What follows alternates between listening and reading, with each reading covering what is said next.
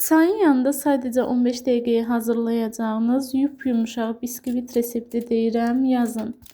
1 ədəd yumurta, 1 stəkan qatıq, 1 stəkan şəkər tozu, yarım stəkan duru yağ, 2 ədəd qabartma tozu, 2 stəkan yarım un.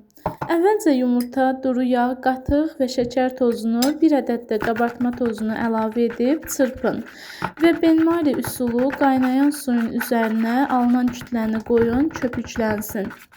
5 dəqiqə bu məhlulu benmaridə çırpın.